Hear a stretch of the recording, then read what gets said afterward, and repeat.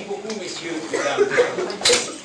Que vous dire qui serait sans doute banal, en remerciant Monseigneur de sa présence, si rare, pour cette première avec un Monaco Press Club, et le double sentiment qui est le nôtre, c'est un sentiment de reconnaissance, de fierté aussi pour cette association qui est jeune, puisqu'elle a à peine 4 ans, et puis un petit peu plus que ça.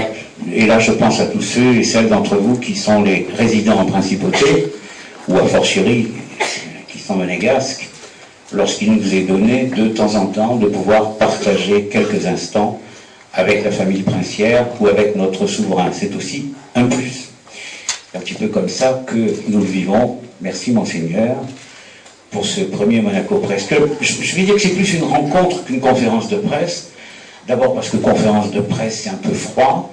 Ensuite, parce que la plupart des chefs d'État comme vous n'aiment pas beaucoup cet exercice. Bon, on peut dire que tous les chefs d'État n'aiment pas beaucoup ça. Mais je crois par avance, vous êtes d'accord pour répondre à toutes les questions? Attendez, on va vous donner un micro qui marche. Ça serait quand même mieux. Voilà. Si, il marche. Alors je vais vous expliquer. Celui-là, c'est pour la télévision, et celui-là, c'est pour l'assistance. Voilà. Donc, je reprends la question. Vous êtes d'accord pour répondre à tout, c'est ça. Voilà. Tout d'abord,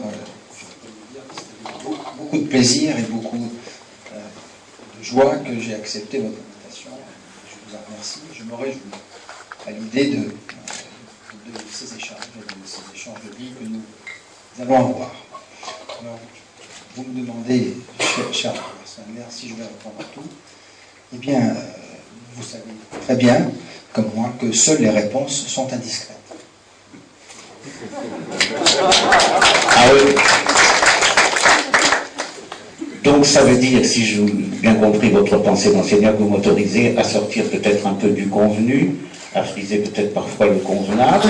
Donc je vais y aller directement. Vous savez que les gens, et quand je dis les gens, c'est planétaire, on le voit bien à travers vos voyages. Les gens vous aiment, vous avez autour de vous une aura sympathique et considérable.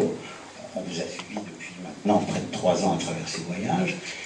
Et puis, il y a des gens qui voudraient pratiquement prendre des décisions à votre place. Vous le savez bien, ça, y compris dans votre vie personnelle. N'est-ce pas? Alors, votre mariage, il est d'actualité ou il ne l'est pas? Cher Bernard Sanders, voilà une question bien convenue. Je peux vous rassurer que ma vie privée est très peu convenable. Est-ce que cela vous convient pour autant? Dans la mesure où vous m'avez dit que je ne tiens pas de propos inconvenants, oui. Bon, eh bien écoutez, on n'ira pas plus loin pour le moment, en tout cas, parce que de toute façon, c'est assez difficile d'aller plus loin.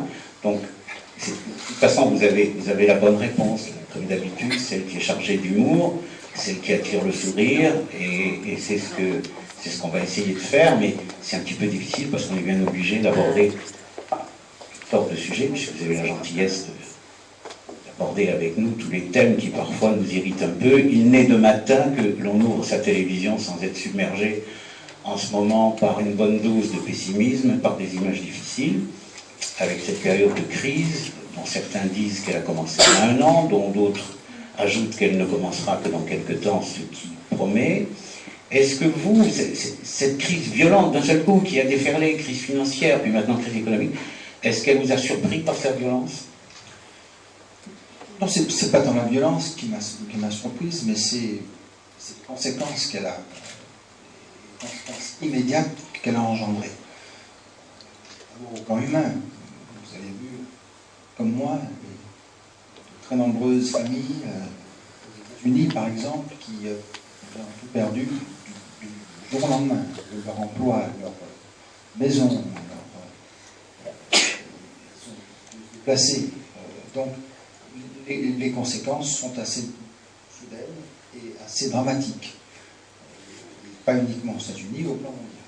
Et je pense que ça va malheureusement s'accentuer dans les mois, et peut-être dans l'année un petit peu plus à venir. Et puis au plan économique, cette crise a été un raz-de-marée au plan financier.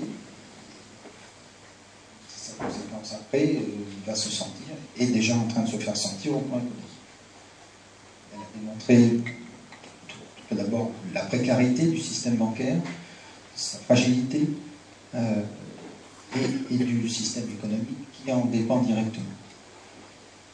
Leurs avenirs sont sans aucun doute, je dirais, très difficiles, très compliqués, et nous devons tous être conscients que plus ne sera tout à fait comme avant.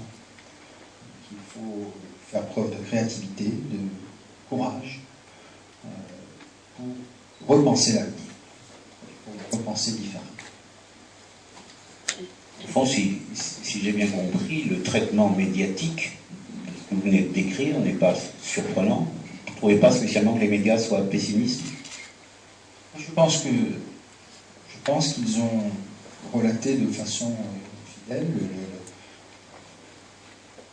le ressenti et puis d'abord les informations qui sont parvenues, qui marquaient bien les premières. Vous vous souvenez, il y a quelques mois maintenant, les premiers jours de la crise. Alors ça peut paraître exagéré pour certains, c'est la soudaineté et la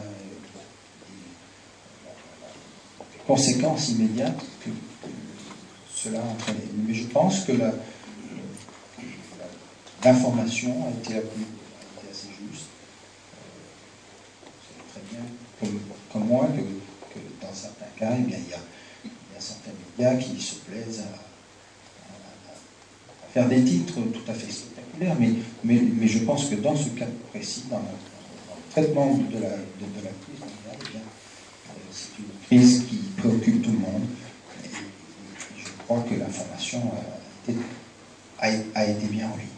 Tout à l'heure, vous décriviez la brutalité des conséquences sur le terrain, de gens perdant leur maison, etc. Est-ce que ça veut dire qu'il faut commencer un petit peu à réfléchir, pour beaucoup d'entre nous, peut-être, à changer ses habitudes, mais je vais être un tout petit peu plus précis. Vous connaissez bien les États-Unis. Est-ce que vous croyez qu'aujourd'hui, les Américains sont prêts à modifier leur train de vie, manière de way of life?